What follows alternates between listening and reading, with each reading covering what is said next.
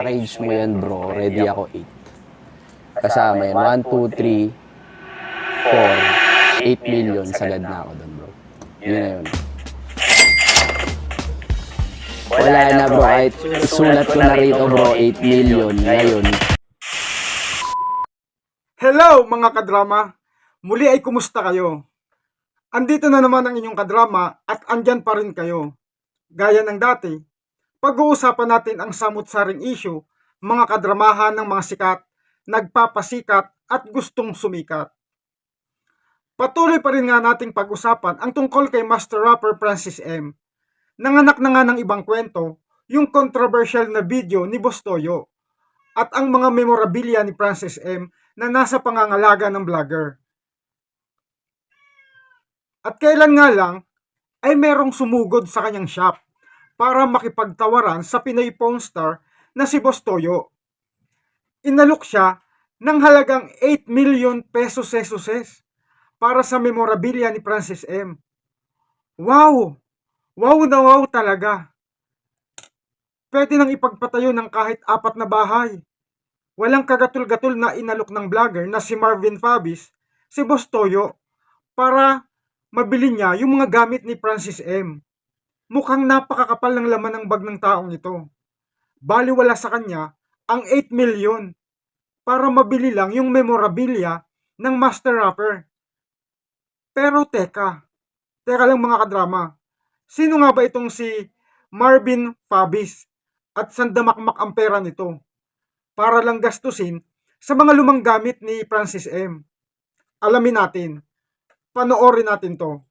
Nagtatag sa akin dahil dun sa Boss Toyo content, sino ba si Marvin, ano ba ginagawa niyan. Actually, nandito ako ngayon sa Binance event. And gusto ko lang i-clear dun sa mga tao na nanonood, okay, kung ano ba talaga ginagawa ko. Ayan.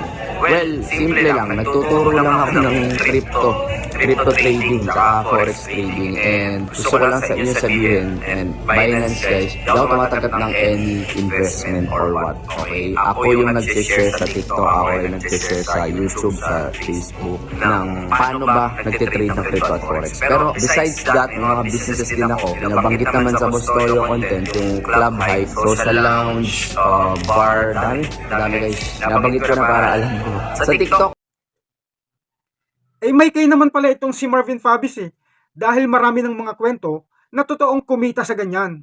Yung pagiging trader, cryptocurrency influencer, tapos negosyante pa siya. Kaya, yakang-yaka niyang bilhin ng milyon yung mga memorabilia ni Francis M. na kanya rin palang idolo.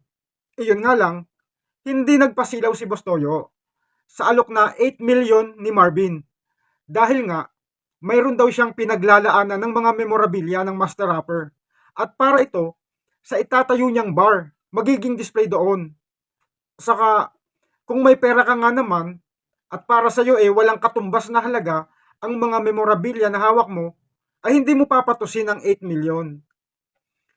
Pero, may nang iintrigang mga sangkanetizen at mga marites sa social media. Na iyon nga raw, pag-aalok ni Marvin Fabis ng 8 million kay Boss Toyo para sa mga gamit ni Francis M ay Forda. Ano ba yung Forda? Forda content lang daw yon at mga views. Ibig sabihin, pwedeng scripted at napagkasunduan nila para sa kanilang mga vlog. Alam naman natin na may mga naging ganap na nitong mga nakaraang mga pangyayari na yung ibang vlogger, influencer at content creator, mahilig silang gumawa ng issue na pag-uusapan for the content, para sa views, at syempre, para sa malaking income. Kaya, kayo mga kadrama, ang tatanungin ko, for the content lang ba itong alok na 8 million ni Marvin Fabis? Nagtatanong lang po ako. At syempre pa, yung mga sangka-netizen pa rin natin ang makapagsasabi kung legit nga ba yung alok na 8 million o for the content lang ba. Kaya nga, silipin natin ang ibang reaksyon ng mga sangka-netizen na may kani-kaniyang sinasabi. Hehehehe, it's a prank lang yan. Si Boss Toyo pa. God bless at ingat, Boss and Madam. Marketing strategy, galing. Negosyante ka talaga para mas lalo pang tumaas ang value. Idolo kita sa negosyo. Sa inyo na nanggaling, baka content lang. Nice advertising content para mas tumaas ang value ng jersey. Oh, ayan. Nabasa na natin ang ilan sa mga sinasabi ng sangka netizen.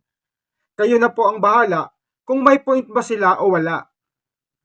Hanggang sa muli na pagbabahagi ng mga ganap ng sangka netizen na sikat, nagpapasikat at gustong sumikat. Madramang salamat po. Ang inyong pong suporta ang aking inspirasyon.